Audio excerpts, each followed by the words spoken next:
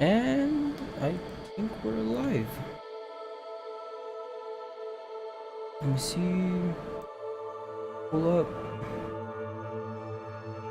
my YouTube studio. And there we go. Now I talk to myself. Random crap. On a random side note, I'm streaming on UPCs and I learned that I have my NDI through my router. I'm not through Delgado like I thought I did. It blew my mind. It runs fine.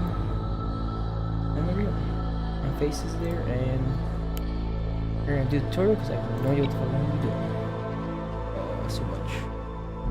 Interface and basement. Most word listens.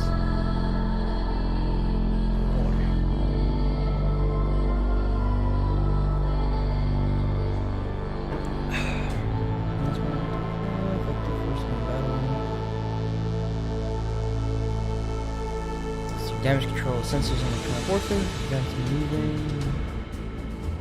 I'll do all of them. Wait.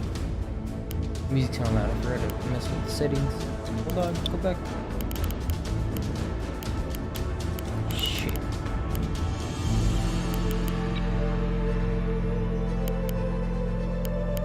Weird.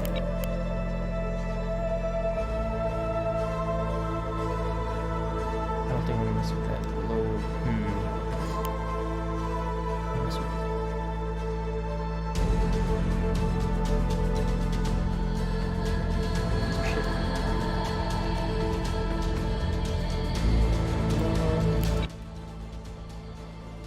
Much better. Okay. 30.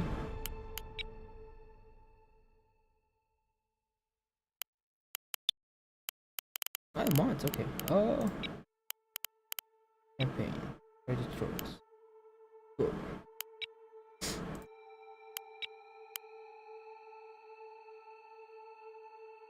Small beginnings. Class frigate. Cannons. Jammer. One message is monitored. You have one message. Message from Hazel Ash. Welcome to Bradford, Commander. I'm Lieutenant Hazel, and I've been assigned as your instructor. You have to speed with the command interface of your warship. Lieutenant Medals will be assigned to train pilots and carry commanders, so I'll be guiding you through your standard trials. Start will be you familiar with controls and how to actually command a warship.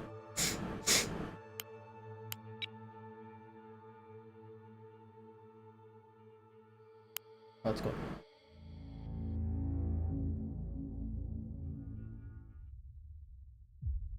Commander, I'm Lieutenant Hazel.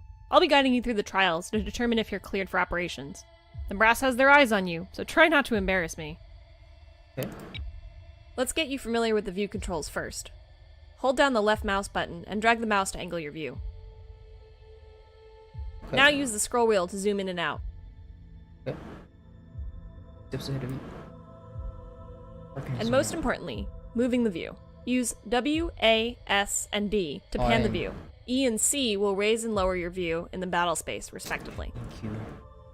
Uh-oh. And that's it. Let's move on to the actual interface. We're going to select one of our ships now, so sit tight. You can select a ship either by clicking on its icon in the battle space, selecting it in the ship list, or pressing its corresponding number key indicated in the ship list. What's Q do? Oh. Escape gets me out of that. E should be it. No, what's he do? Wait, you can select your ship by clicking the icon about your selecting the ship list or pressing its corresponding number key indicated. 1 and 2. Okay. Receiving. Receiving. Yes, Commander. Command and conquer. Okay. Receiving. You've selected a ship. Jammer. Now if you want to focus your view on the ship, you can use the Disable. F key. You can also do this by double tapping the okay. ship's number key to both select and focus on the ship at the same time. The warning. When focused, your view will automatically track the selecting unit until you move the view. And see what she said. Ship. Now, if you want to issue, you want to focus on shoot, press F. Okay. F. Double tapping the ship's name. Yes, 1, 2. Okay. And focus your view.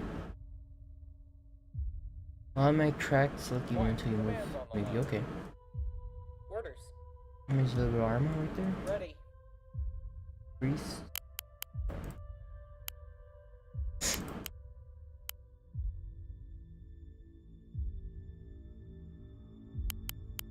Oh, this is gonna be interesting. What is this?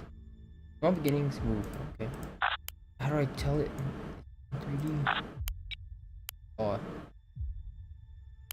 This ship in particular is the Rains-class frigate. It's the most common warship in the fleets, with a generous balance of speed, agility, armoring, and some good room for a good mix of support modules and weapon systems. I could pull my monitor down. You'll also see at the bottom of the screen a readout of the selected ship. This is the ship information bar, and it's a list of the status of modules, weapons, current orders, and the general posture of the warship. Standing by. Okay. This window is the damage control status board, and it'll be one of the most important items when in battle, as it shows the condition of all modules on the ship as a color gradient. Green means functional and undamaged, while red means heavy damage. A destroyed module or weapon is indicated in gray.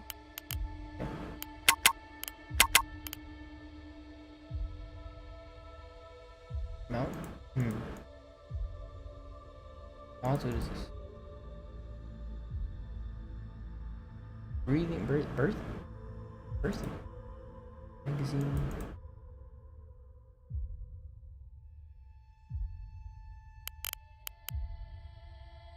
Standing by. Quiet. Command's on the line. Damage control is a whole can of worms, so we won't be covering that for now. Let's move on. Next, the mount status display. This shows the status of all external mounts on the hull, which could be weapons, defense systems, or utilities. Camera, guns, and launcher.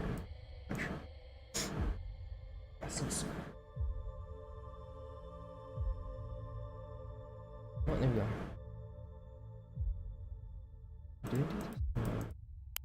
Currently, all of our mounts show green with a black slash, indicating they're operational but idle. If you're ever confused at what a color or a symbol means, you can hover over the color status icon with your mouse to see what's going on. Okay. Lastly, we have the posture controls. These define how the ship will operate. From here, you can control maneuvers, which sensor systems are enabled, and toggle specific defensive systems. Right now I've disabled most of these so we don't toggle something by mistake, but we'll go over these systems later. Formation. What is this? Got a short. Overrides quick safeties to allow them to operate indefinitely. Okay. Controls where you see sensors here. Item.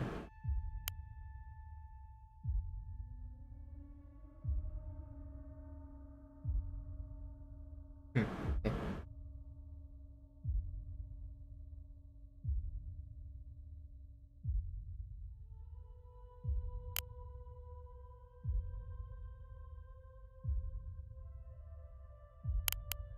Ready.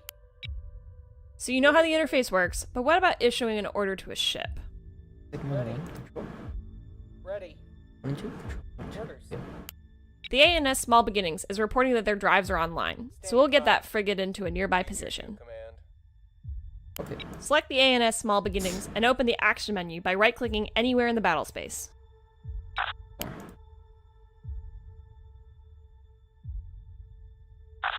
On the left side of the menu, select the Move or Movement submenu to see all available movement commands.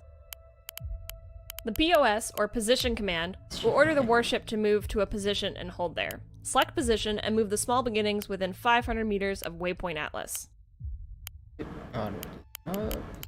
This is the dial widget, and it will allow you to accurately select a position on the plane the ship is currently on by moving the cursor. You can left-click to confirm an order, or right-click to cancel. To change the elevation, hold left control and move your cursor up or down. Okay. You can also issue waypoints by holding left shift and marking a path. The order will only be confirmed when left shift is released and you click again. Don't forget, if you need to get a better view, you can still hold the left mouse button to angle your view even while the dial is open. Oh, okay. That's what I wanted. When you're ready, lay in a course for the Small Beginnings to position itself near Waypoint Atlas. We're holding our position.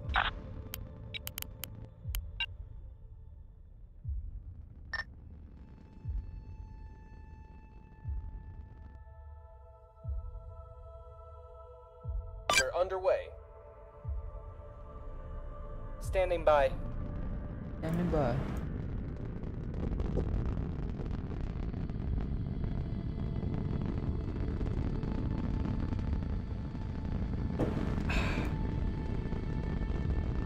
smoothing as well. Oh, no.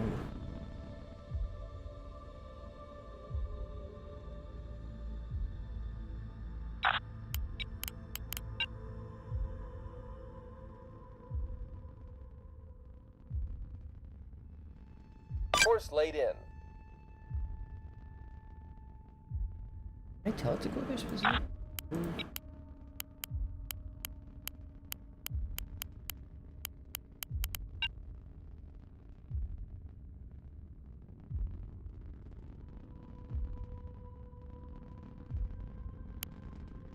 We're underway. Nice.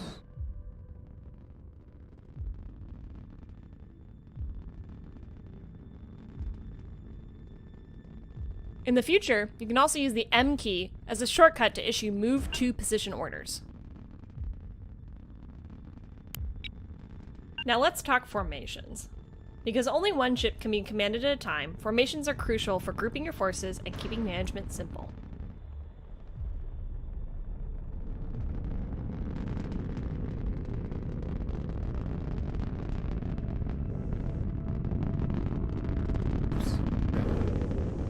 The ANS Dusty Tome is reporting they're ready for orders, so we'll have them fall in with the small beginnings.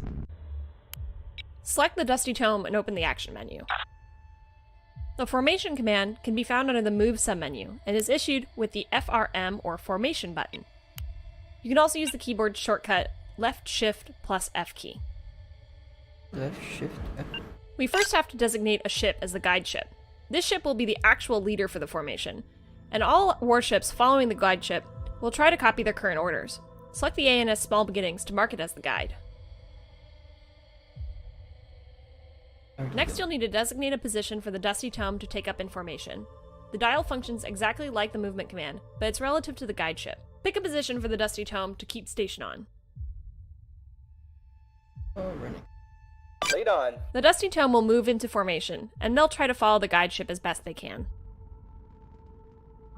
If the guide ship is moving when the ship is ordered to form up with it, the guide will automatically slow down to allow the other ship to catch up.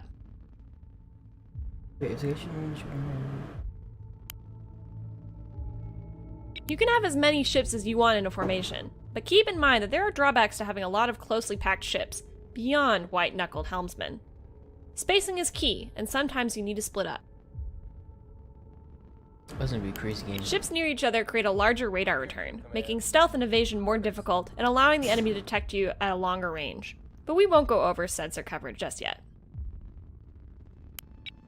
You can see the structure of your fleet and its formations in the ship list, which dynamically updates to show which ships are in formation with each other.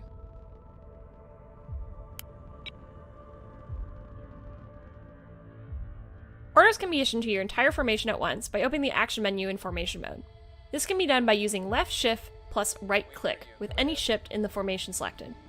No, I didn't see it. Oh, wait, if right must. Why is it not leaving this stuff? What are our orders, Commander?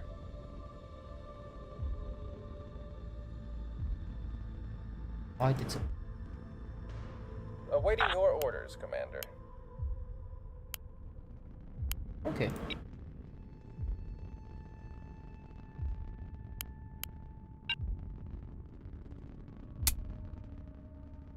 What again?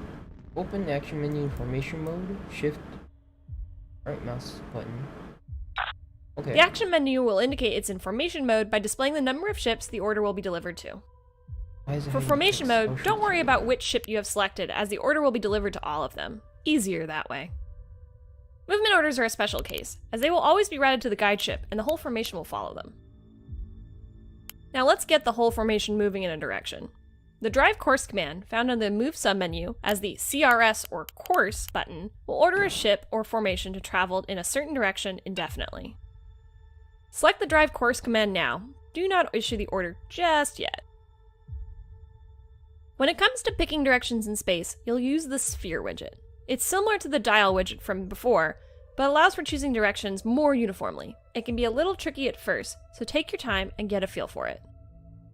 Moving your mouse cursor around will position the target on the surface of the sphere. By holding left control, you will log the direction and be able to change the radius. This is useful for weapons, as you'll see in a later lesson, But for choosing a course, we really only care about direction. Know that the cursor will remain on one side of the sphere, even if you pan the view. The initial side is determined by where your mouse was relative to the ship when you first opened the widget. If you need to switch the side, hold left control and draw the radius back through the center until it's on the opposite side. Get some practice moving the cursor around now, as selecting a direction or position in 3D space can be very disorienting at first. When you're ready, issue the order to get the formation underway in the given direction.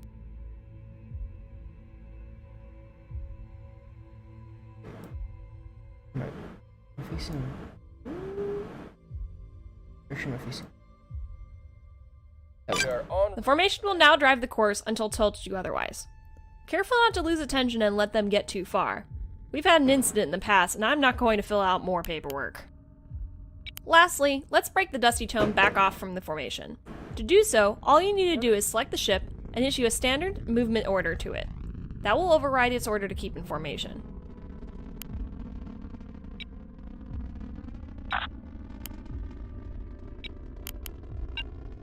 Course laid in. Well, congratulations! That completes your first lesson in maneuvering ships in the battle space. We'll cover more advanced topics like weapons momentum, deployment okay. and tactical view in the next lesson. I'll see you back at the academy.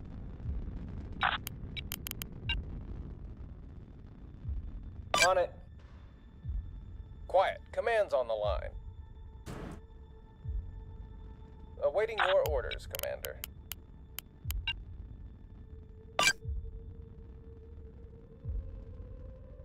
How do I swap the sides? Lock as. Okay.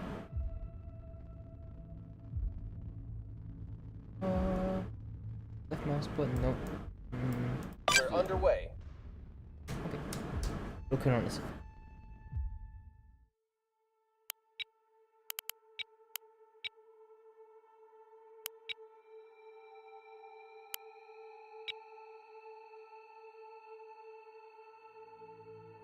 Point and click. Well, maybe not that.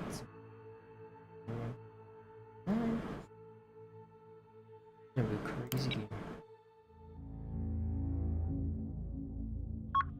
Now comes my favorite part, weapons and how to use them. Don't worry about that red contact over in the distance. It's a decommissioned frigate that's been tugged out here for target practice. Oh, we can't see it. Okay. Before we get to weapons, we need to learn about the tactical view. You can switch between tactical and normal views by pressing spacebar.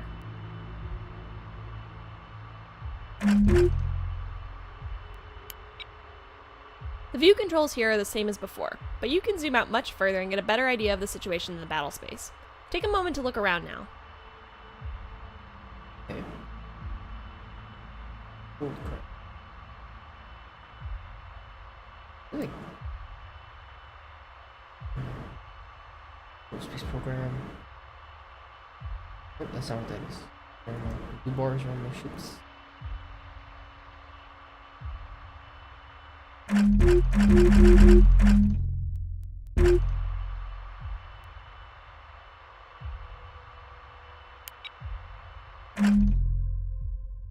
Send your The traffic. tactical view provides you with a lot of information that you wouldn't be able to get otherwise. It's your primary way of knowing what's happening around you. You'll be using it a lot. The range plane shows you both elevation of targets and their distance from a given point. When no ships are selected, it sits at the center of the battle space. Okay. Select the small beginnings now to see how the plane changes. Awaiting orders, Commander. Take note that the range plane moved to center on that ship. It'll also track with it. All ranges will be indicated relative to your currently selected Send your ship. traffic. We hear you, Command. Yes, Commander. Oh, my hand's cramping up. Holy crap. I know. Quiet. Command's on the line. What are our orders, Commander? Notice how the line from the enemy track to the range plane has a slight curve. This is because elevation and range are not directly related, so the contact's distance on the plane must be projected onto a sphere. Send your traffic. Yes, Commander.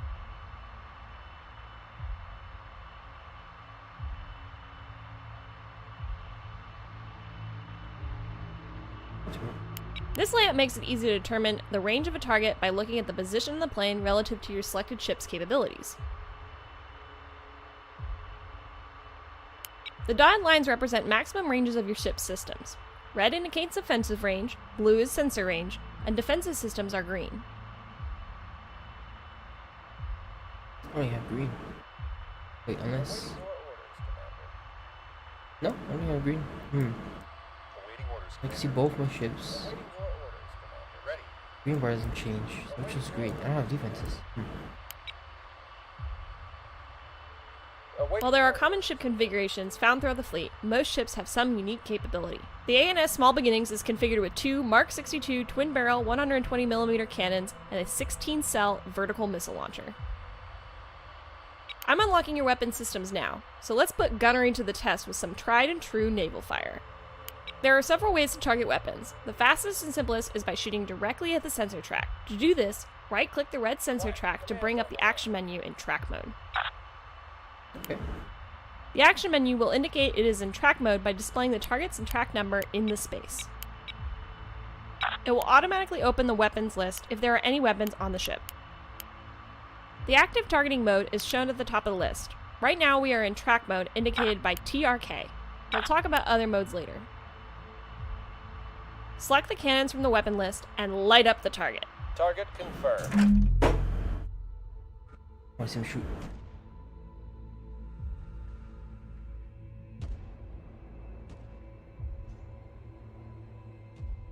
Definitely seeing some hits there. Looking good. What? Oh.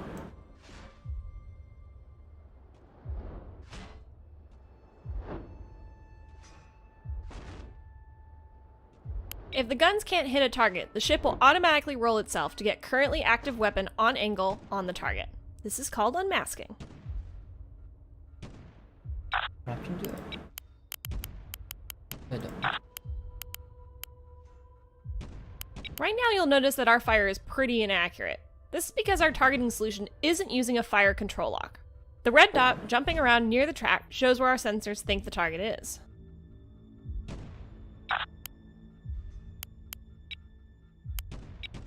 We hear you, Commander. Let's improve our targeting accuracy by locking the target with our bullseye fire control radar. To do this, right-click the track and select the LCK, or lock, at the top of the action menu. You can also use the X key keyboard shortcut. Locked on to target.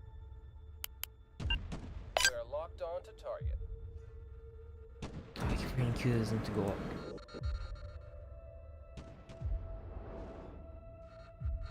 I can't control.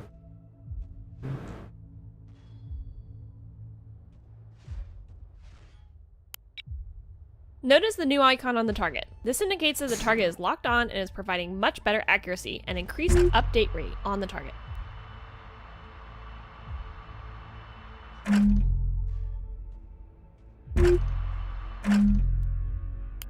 Remember, not all ships have fire control radar, and you'll only be able to get a lock with ships that have them equipped.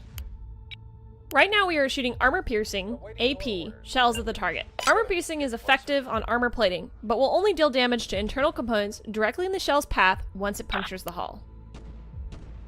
Firing on that target. Okay. It was. Right now we're shooting armor piercing target. Armor piercing is affecting output, but will only damage to. Well, any damage is a good thing. We can deal even more damage by switching the shell type to high explosive, dealing damage to a wide area in the target's internals. Okay. We use high explosive, HE shells, against targets of appropriate size or smaller, or larger targets with heavy armor damage. HE shells cause much less damage to armor, but penetration will explode inside and do damage to all nearby components and personnel. To switch to HE shells, first open the action menu in track mode by right-clicking the track. How do I stop him from shooting? Awaiting orders, Commander. In the weapons list, next to the cannons entry, click on the ammunition icon to open the ammunition list. Click the 120mm HE shell option to select it. The ammo switch is now pending and will only be executed if a new fire order is given. To begin firing the new ammo type, click the weapon group to confirm the ammunition change. Firing solution locked in. Now we'll select the small beginnings and watch what it's up Set to. for traffic. The mounts display shows the ship's cannons are... Here's Oh, I the didn't active do that. orders list, showing an icon for each order the ship is currently executing. Right now we have an order to fire our guns and an order to lock the target.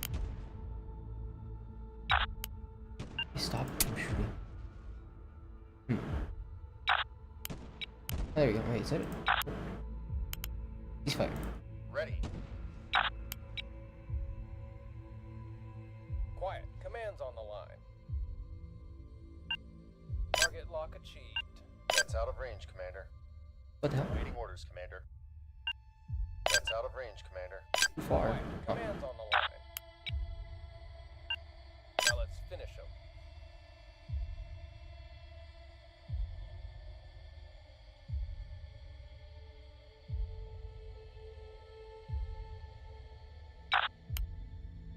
Target confirmed. Missiles away.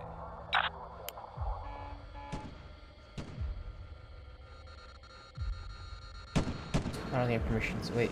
Oh, there they go. Can I track it?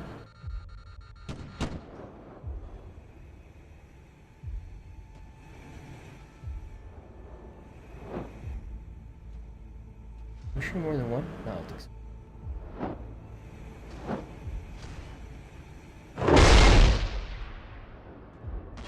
Oh, we're pushing it away by hitting it. Okay. Awaiting. Have the small beginnings hold fire and break their lock on by right-clicking on the order icons to cancel them. Wait, what? Lock on? Wait, to break their lock on. Okay. Oh, And that's the basics of gunnery. The key thing is to know what ammunition to use, especially as your target takes more damage to warrant the big stuff. But what if you don't have a sensor track? Firing on that target. Quiet. Command's on the line.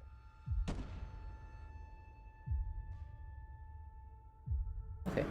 Take a look at your ship's hulls, and you'll notice the 4 white octagons on the sides. These are radar panels, and provide coverage for their respective sector of space. There's also a central control module inside the ship, which tracks what these panels see. Wait. White octagons.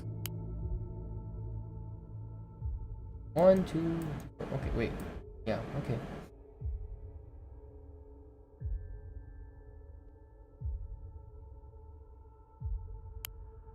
When panels are damaged or destroyed, you'll lose coverage in that area. Similarly, if the radar controller is destroyed, you'll lose all coverage in all directions. Obviously, fighting blind is not a good thing.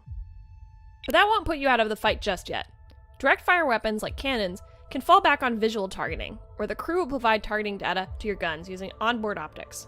Some weapons like missiles can't do this, however. I've ordered your crew to disable the radar. Take a moment and observe what happens. You don't want the first time you're operating without radar to be the real deal. Okay. With sensors disabled, you will now see visual contacts when you have one of your ships selected, and nothing when no ship is selected. Visual contacts are only useful to the ship that actually sees the target, unlike the sensor track, which was shared across all ships. Ready. If you don't see anything, you'll need to move within visual range, about 3,200 meters. I've created a marker in the general area for your reference. That won't happen in actual battle. You can fire on visual contacts the same way you did with the sensor tracks.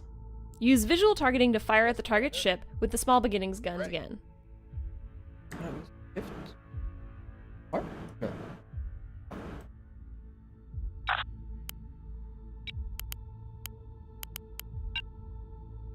What buttons? Shift F.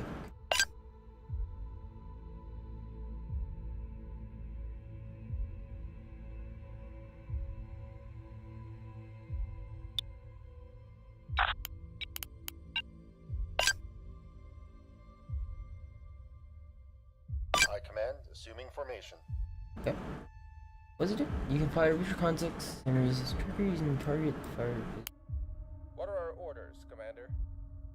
Oh, the game's doing its thing.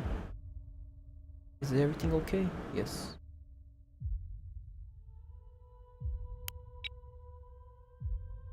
Awaiting your orders, Commander. Hit X.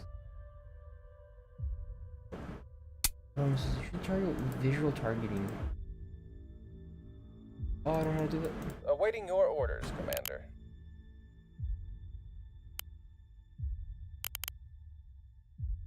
What are our orders, Commander? Weapon. Target mode. Oh, visual. I know.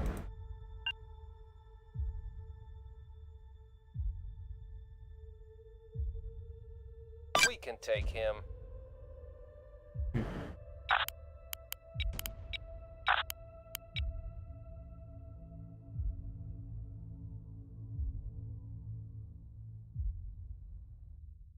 the target with visual targeting.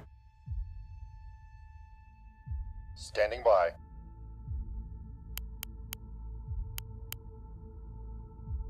Oh, what do I do?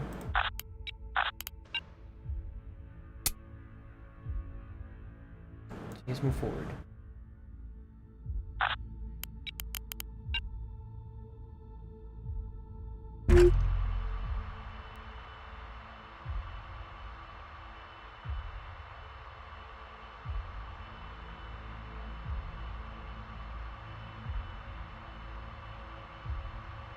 Course laid in.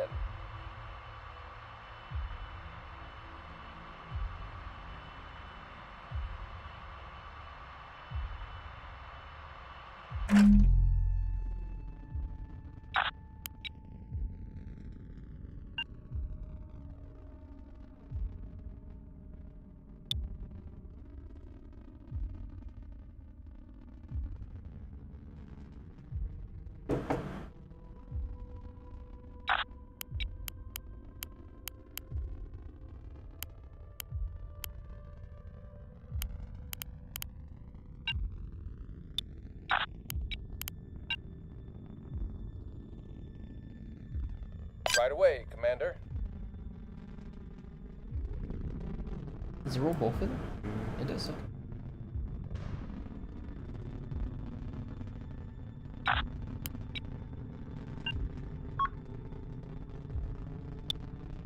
Okay, there you go. We can take him. Quiet. Command's on the line. Hold In a it. situation like this, you can imagine things are not going too well for you, but you'll at least still be a threat, so don't feel too cut up if your sensors go dark. Engaging target.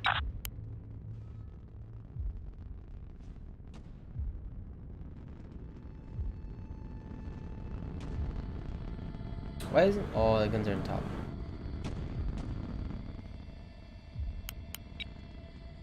Now missiles. The ships in this fleet carry two variants of the SGM-2 series anti-ship cruise missiles, the Thunderhead and the Hurricane.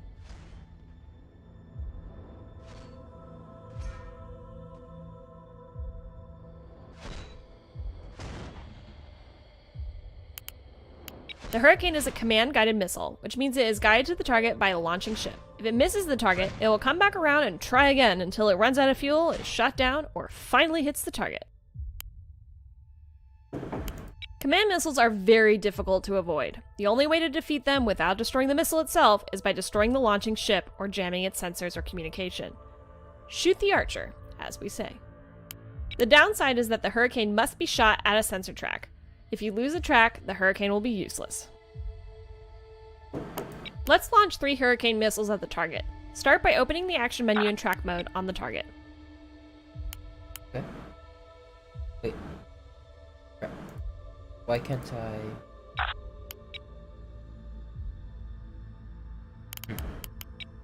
Yes, Commander. Where's the missile? We hear you, Command. Wait. Direct CMD... Quiet. Command's on the line.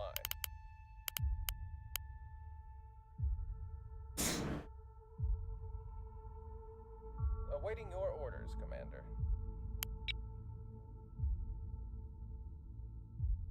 What are our orders, Commander? Target lock achieved. Now select the Okay. SGM-225 Hurricane with the weapons list. This will queue up a single missile shot at the target and leave you with an active track selection Firing widget. missiles. Multiple missiles can be fired with a single order using the left Alt key. Hold the left Alt key and click on the target to add one more missile per click. The number of queued missiles is shown next to your mouse cursor.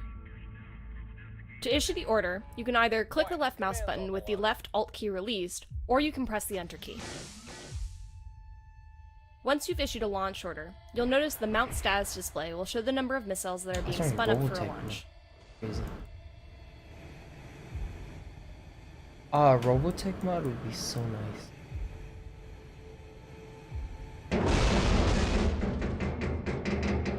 It takes time between when the target is selected and when the missile actually leaves the ship. Commander. This warm-up time is when the weapons control system brings the missile online, checks it for errors, establishes a reference frame for the IMU, uploads the target package, and more. Not within effective range, Commander. Not with effective... Oh, pushed it up. Ow. We're gonna need to get closer. What are our orders, Commander? Programming time varies by missile type, with more complicated missiles taking more time. The number of missiles that can be warmed up and programmed at the same time is referred to the ship's maximum salvo size, and it varies from ship to ship based on its configuration. These two frigates each have 4 channels, so 4 missiles can be fired at a time.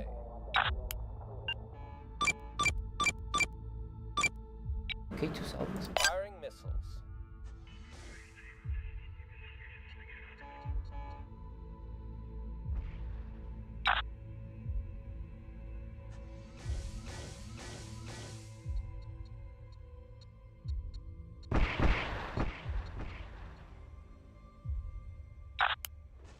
What does reload do? Apparently it doesn't.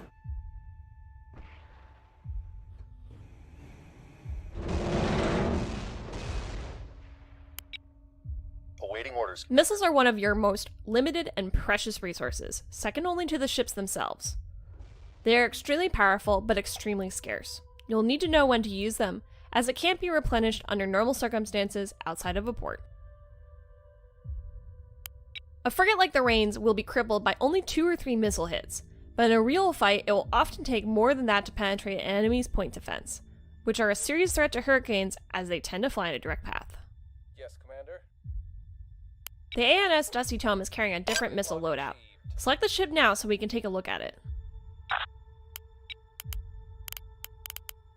Moving.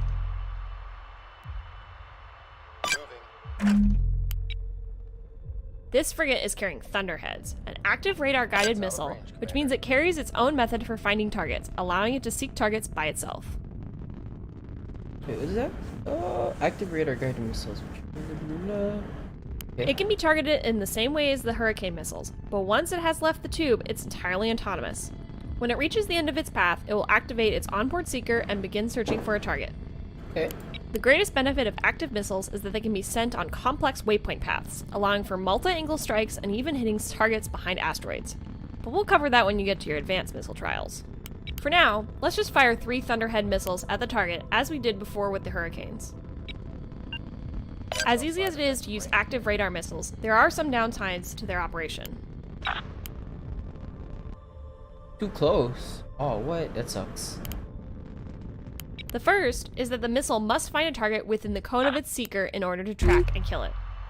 This makes evasive maneuvers such as course changes an easy way to defeat active missiles fired at long range, especially against fast-moving targets. Moving. The second shortcoming is that active seekers are easy to decoy with chaff and other countermeasures, meaning more missiles need to be used in order to score a hit, as active missile radars are particularly sensitive to jamming and decoys. Okay, wait, what's your second?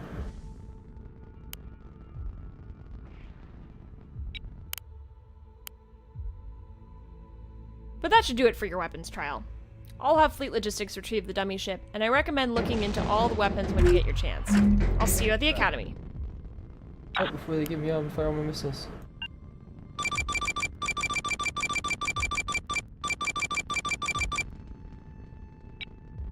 Missile away. Missile tube clear. No, Set alright, traffic. so move us. Stop. Stopping the ship.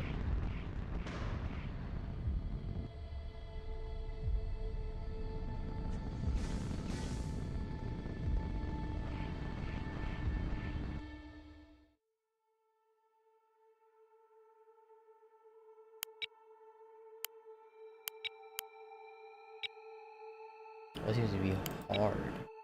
It's damage control. Okay.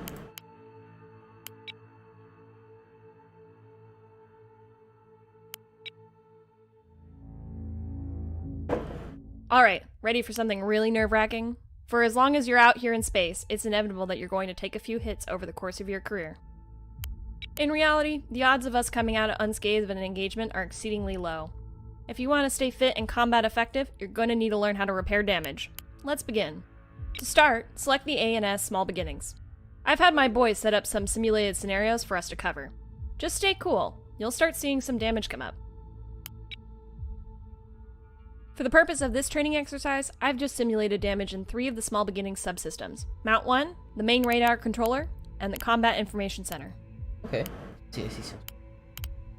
In the ship list, you'll notice a number of new icons have appeared. Okay. The orange number indicates the number of damaged components with active debuffs, which affects the performance of those damaged components. If there's a fire, it will be indicated here. Obviously, a fire in an enclosed space is a serious threat to ship survival. It'll slowly damage the ship over time, and it'll also slow down the working speed of damage control teams. This red number indicates the components have been damaged to the point where they are no longer functional. This also includes red components number. which have been completely destroyed. Wait, what? The red number. What red number? I'm assuming this?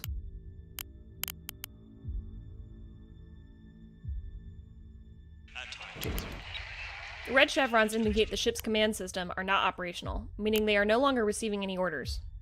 Open the action menu to see what it looks like. Oh, okay. The text at the center of the action menu will display "Not Receiving" when a ship can't receive orders. This is because the CIC, or Combat Information Center, has taken critical damage. You may have warships with backup command systems that allow maneuvering orders to be carried out while the CIC is disabled. This allows you to get your ship to safety and effect repairs. However, this ship isn't fitted with that. Going back to the ship's status display, we can see the damaged components and their locations. By clicking on the status display, we can open the damage control board. Do so now.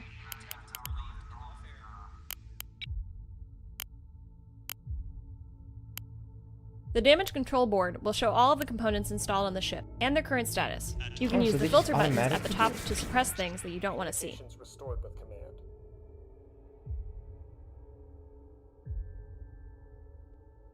command.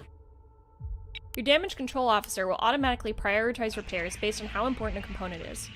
For example, your reactor and CIC are going to be priority 1, as they're critical to the operation of the ship. Wait, what's it? I'd like to change priority.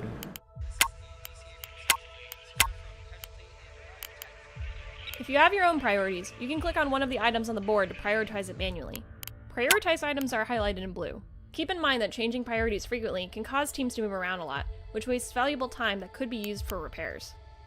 Damage control teams are stationed in a DC locker and will move from there when damage is taken. It'll take time for repairs to start, as the teams need to get themselves and their tools to the casualty. You can see the progress of the damage control teams by the gauge filling up on their token. Hazards like fires are their first priority, before they'll begin repairing actual damage, as these can deal damage over time. The important thing to remember is that once a component has taken damage below 90%, it can never be fully repaired back to 100%. Maximum repair is 10% more than the lowest integrity level the component had at the time of repairs.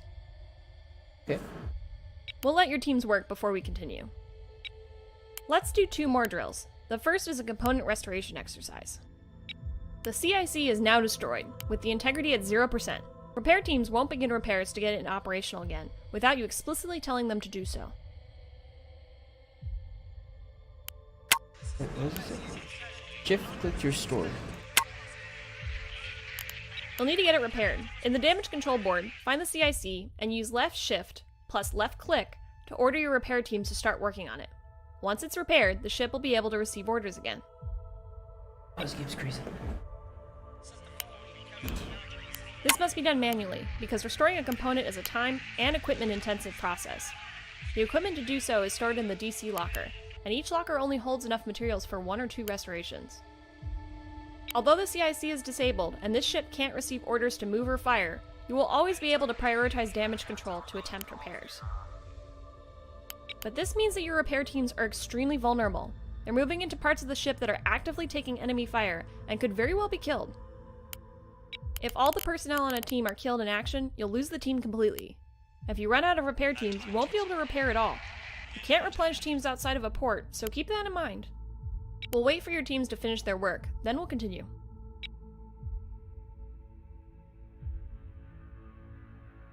Oh shit, okay. Copy command. Now that the CIC is restored, the Small Beginnings is ready to receive orders again. After the teams reboot all of the computers, that is. 10% down. 17, okay. Lastly, we'll do something a little dangerous, a catastrophic scenario. Most component damage is localized, and will only affect the part of the ship where the damage was received. On the other hand, catastrophic scenarios are situations which, left unchecked, will eventually take the whole ship down. These situations include reactor overloads, magazine explosions, and fuel line fires, just to name a few. Your repair teams will automatically move to prevent catastrophic damage, so there's not much you can do except watch. Just get a feel for what it will look like. Oh, what is that? Minute 50? Okay.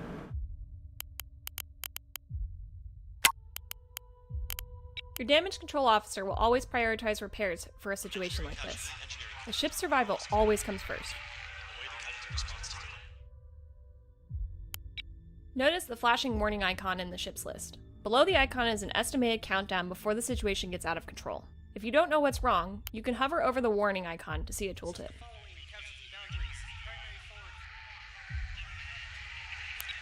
Out of all the catastrophic damage you might see, reactor overloads are the most deadly. Your teams know how to work with a damaged reactor, but fires and other hazards can make it a nearly impossible task to complete.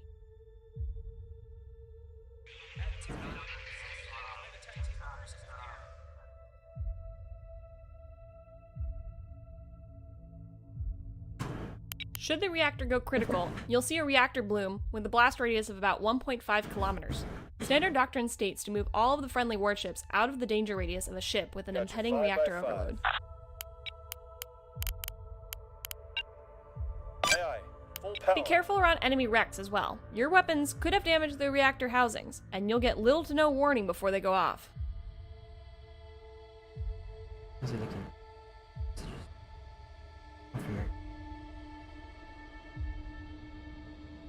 QTO. Right.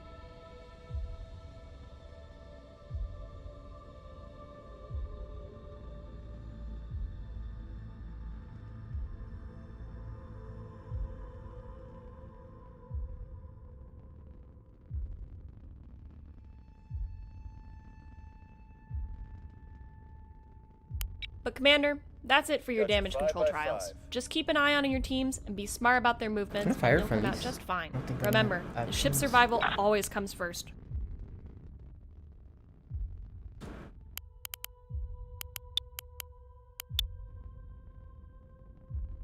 Standing by. Was F? Shift up?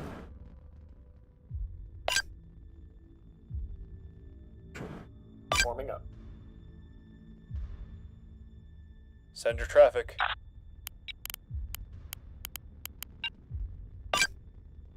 Moving out. We're ready whenever you are.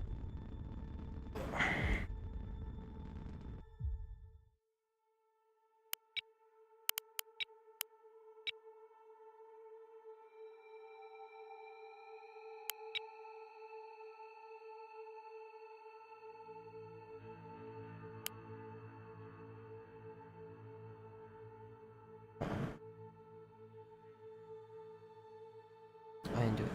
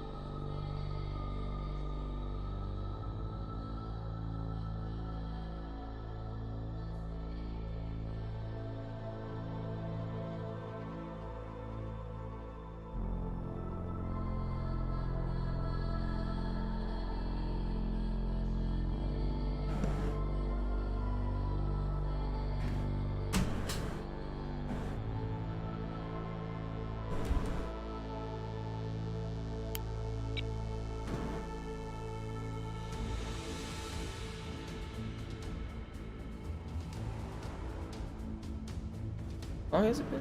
159. What time is it? Oh, it's the time. Where it is 150 minutes.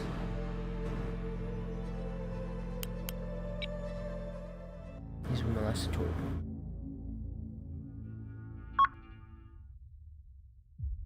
It's critical for you to understand your sensors and the things that affect them, as they act as your eyes in the battle space. After all, you can't shoot what you can't see. But now it's time to learn how they actually work. How to evade detection while spotting the enemy, and how to fool your opponent is absolutely paramount to a successful engagement. Let's begin. Understood.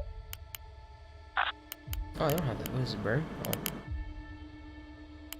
That's 'cause it's fucking... There.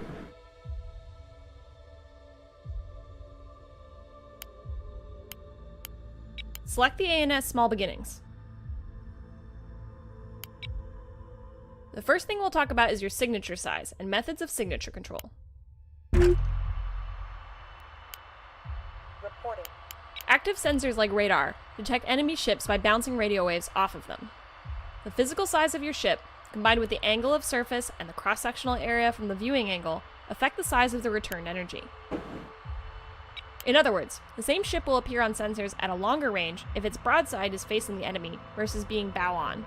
The smallest radar cross-section for the Rains frigate, for example, is from above and below the port and starboard stern. You can see the size of your signature by hovering over the signature summary on the ship information bar. Where's that? There are other contributing factors to the size of your signature, including what modules are active and how many ships are nearby.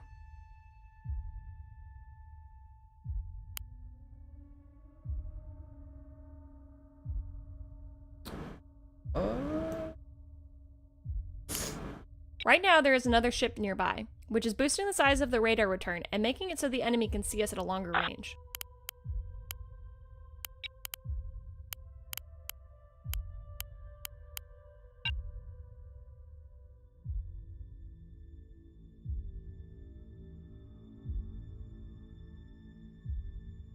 Aye, aye. Let's lower our footprint. Move the small beginnings more than 250 meters away from the dusty tome, so you won't contribute to each other's signatures. Don't move towards the enemy. We want to keep our current range.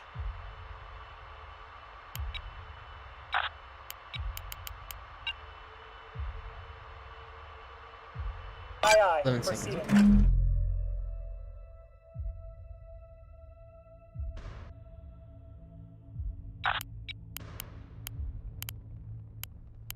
If you hover over the signature summary with your mouse, you will see the nearby ships modifier is gone, reducing our overall footprint. Okay.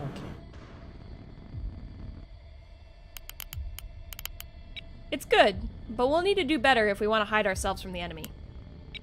On the ship list, the yellow icon indicates that the ship is spotted by the enemy sensors and is being tracked. Similarly, a red crosshair here would show that the ship is locked by the enemy's fire control radar. Okay. We have a good set of tools to reduce our radar footprint even further. Let's see what we can do to shake the enemy off. Send traffic. This switch will toggle our radar systems off, greatly reducing our footprint.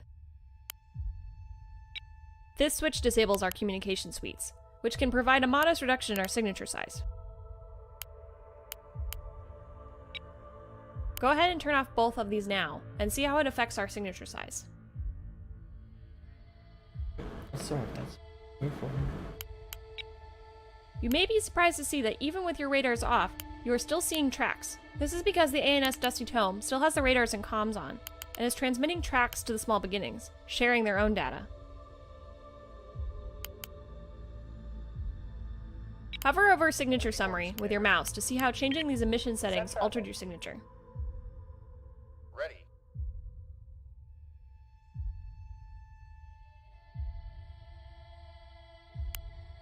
If you didn't move too close to the enemy, you'll notice the yellow icon indicating the ship is being tracked has disappeared. If you are still being tracked, it might be because your hull is at an angle that maximizes radar reflections. Even then, a lower signature size reduces the distance at which the enemy can detect you, even if you are well inside their maximum sensor range. Aye, aye. Proceeding. How did I rotate them? Oh shit, this is on the roll.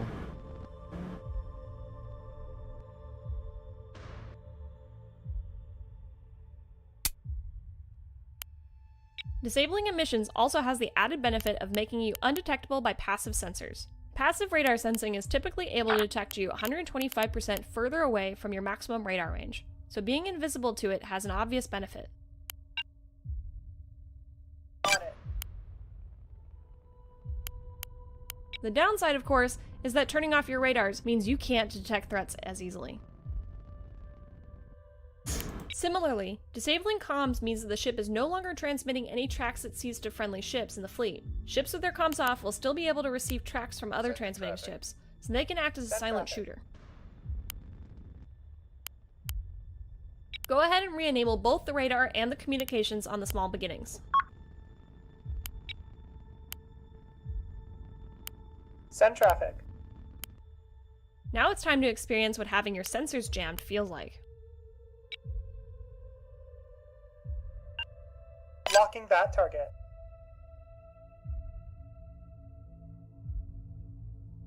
Heads up. Confusing, right?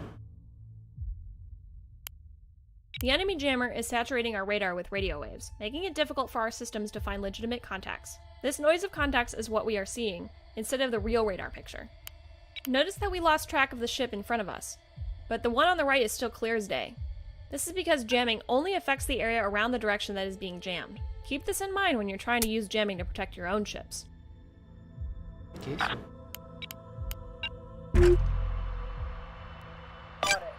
On it. We do have a tool available that can be used in a pinch, the burn-through sweep. Not all radar modules have this, but it allows for a short, high-powered sweep in all directions. Understood. To execute the burn-through sweep, open the action menu and select the burn-through sweeps will show a unique icon for detected targets, making it easier to spot the target through the noise. The icon will linger for about 30 seconds to give you time to lock on. Locked targets are much less susceptible to being lost through jamming. Attempting target lock. The enemy is jamming us. think so. Aye aye. That's it. Most of the time you'll be able to maintain a fire control lock in spite of jamming, but keep in mind that jamming power stacks, so a fleet with enough jammers active at the same time will break any lock. Because burn-through sweeps use a much higher power output, they also have the added benefit of being able to spot smaller, weaker contacts at a greater range. This is useful for finding small scout ships or approaching missiles. The downside is that the higher power output runs the risk of causing damage to the amplifiers every time you use it, so be careful not to burn out your radars. Your other option for burning through jamming is simply to get closer to the enemy, brute forcing your way in. Just try not to get sunk in the process. Jamming the enemy ourselves can be as easy as right-clicking their track and selecting our jammers with the EW weapons menu. However, these targets are far enough apart that they won't both be covered by the cone centered on only one of them. The ANS Dusty Tome is carrying a blanket radar jammer. We'll use that to jam both targets by catching them both in the jammer's cone of effect by targeting a position between both contacts. You can target a weapon on a position in space by opening the action menu by right-clicking an open space instead of on a track, and use the sphere widget to target a position between the two contacts. Remember to use the tactical view, as it will give you precise bearings for positional targeting. When in the tactical view, you'll see each track's position projected onto the sphere of the widget. To blind both of them, aim for a point between those two projected positions.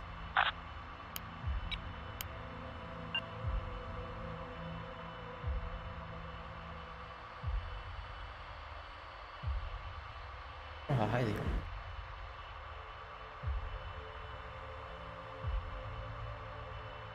Commence jamming. Remember that you can change the radius of the widget by holding left control and drawing the radius in or out. Okay.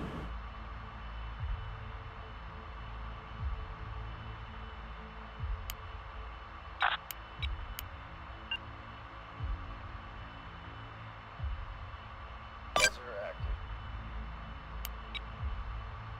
Send And like that, they can't see us anymore, just like what happened to us. But they can also use the same tactics like burn-throughs or approaching us to sift through the jamming. Aye aye. Proceeding. While jamming power is additive, it is not linear. The more jamming signals that are present in an area, the more they begin to create destructive interference and cancel each other out. Think of it like diminishing returns. Even if you don't successfully jam the enemy's tracking of your ships, an active jamming signal will still reduce their sensor accuracy. This is particularly devastating for point defenses, which are shooting at very small, very fast targets and therefore require great accuracy. Using standoff jamming in coordination with your missile salvos will make them devastatingly effective. Let's try it. Fire off the missile salvo at the enemy ship ahead, and see how their defenses react with your jammer active. Aye aye, breaking burn. Watch how erratically the enemy defenses are firing. Point defense requires pinpoint precision, which your jamming is preventing by flooding their sensors with far too many false contacts. I haven't even fired yet. Aye aye, locking that target.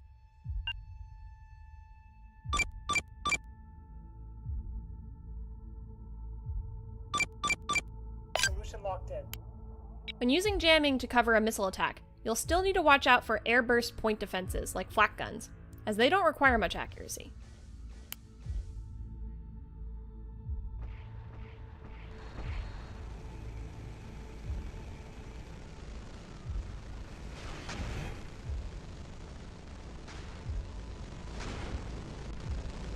No, they got thrown all over. Oh, which means if I got close to shoot. Most importantly, the blanket jammer has a 90-second firing time. This is to prevent the amplifiers from overheating and being damaged. However, there are times where you absolutely have to be able to use the system, or you'll lose the ship.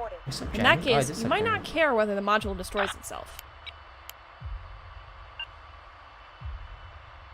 Jammer online.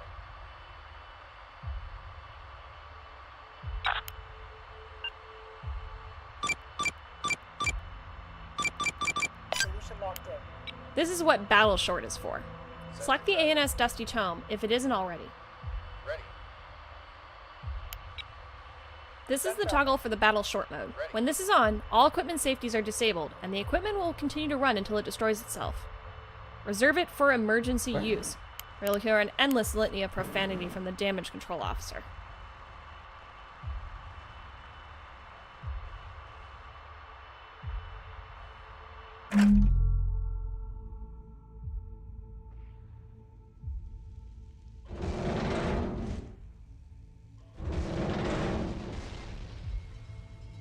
When Battle Short is enabled, active components with active duration timers will periodically be damaged. However, they will only begin taking damage when they exceed their normal firing time. Understood. One last thing to note is that most electronic warfare modules are single-cycle systems. That means they won't repeatedly fire on the same target after their cooldown period, and you'll need to designate a new target every time the system comes off cooldown. Standing by.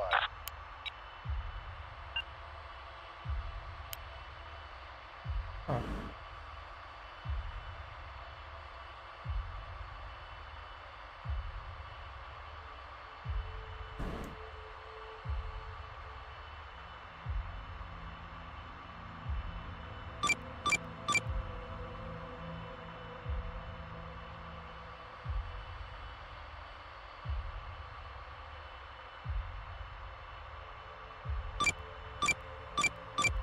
Missile away. Jamming is an extremely powerful tactic when used at the right time. Use it to cover your retreat, confuse enemy fire, cover your missiles, and anything else you can think of. Buzzer active.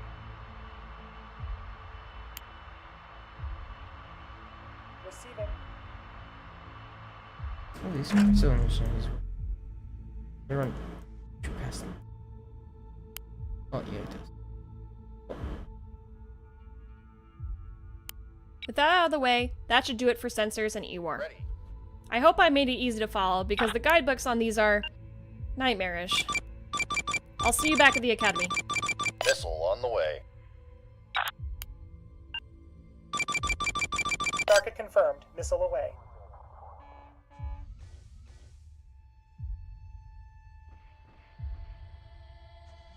Missile reserves are low.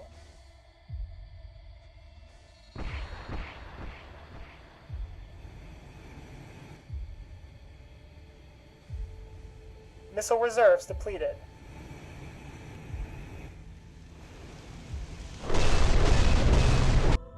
Okay.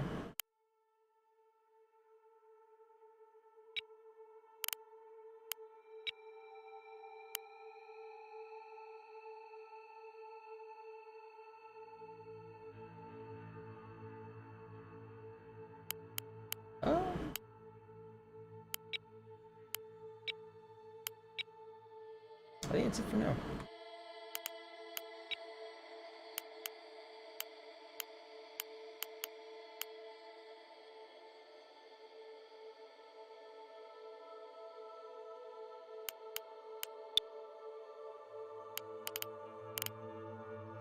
And that is it.